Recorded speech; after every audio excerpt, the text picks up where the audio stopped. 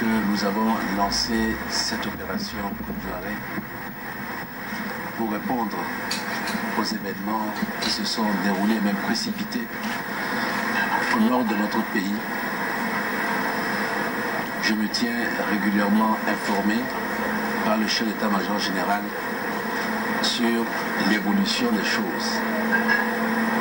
Le plus important, ce sont les hommes et les femmes que vous êtes. Votre santé, le moral et vos conditions de travail. Et à chaque fois, je l'ai encouragé, félicité, parce que je sais qu'il nous rend régulièrement visite et il me tient au courant de la manière dont les choses se passent. Des bonnes nouvelles, mais aussi des difficultés.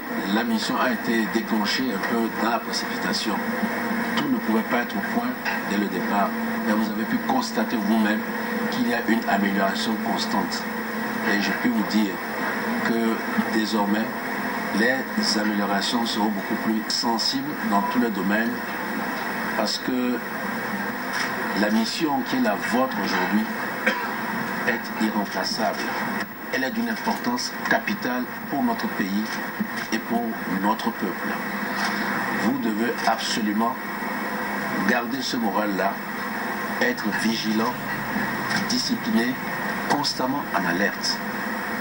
Parce que le jour où l'ennemi réussira à frapper le territoire, ça veut dire qu'il est presque déjà trop tard. C'est l'enseignement principal que nous retirons de ce qui se passe chez nos voisins.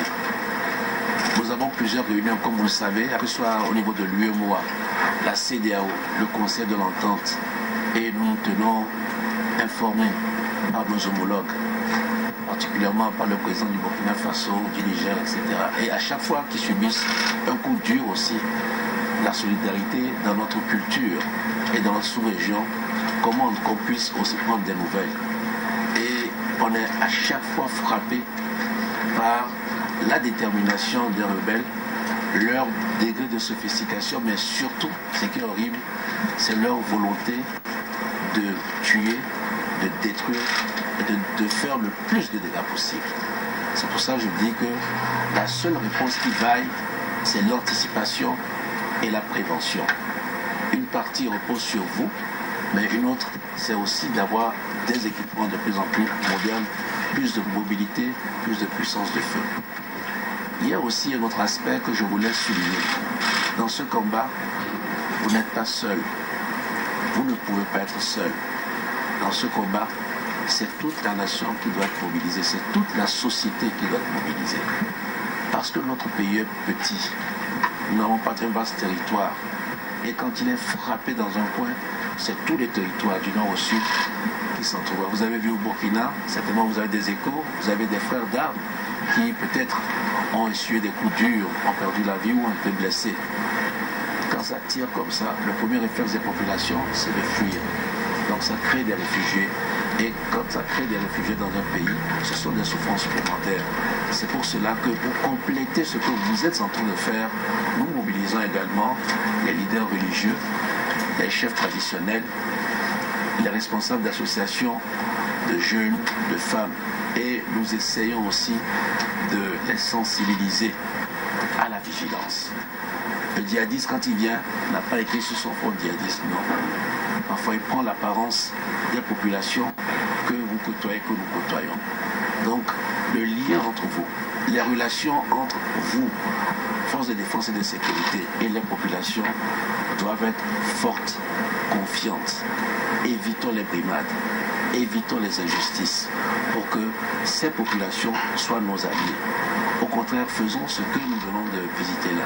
Les actions médicales gratuites. Je sais aussi que vous leur procurez de l'eau, vous mettez des plaques solaires. Bref, vous améliorez leurs conditions de vie. C'est dans ce sens qu'il faut continuer. Nous aussi, nous allons faire des investissements supplémentaires. Déjà ici, nous savons que l'USP doit être rénové. Le directeur du service de santé des armées m'a indiqué qu'il souhaiterait que leur passage ici soit marqué par quelque chose de visible, de concret. C'est une excellente idée et nous allons le faire. Je veux vous encourager. Je suis heureux de voir, surtout pendant la campagne électorale, c'est une période délicate. Il faut encore plus de vigilance. Mais je crois, j'ai bon espoir que les choses vont se passer dans la paix, dans la sécurité. Et après, nous recommencerons à nous développer.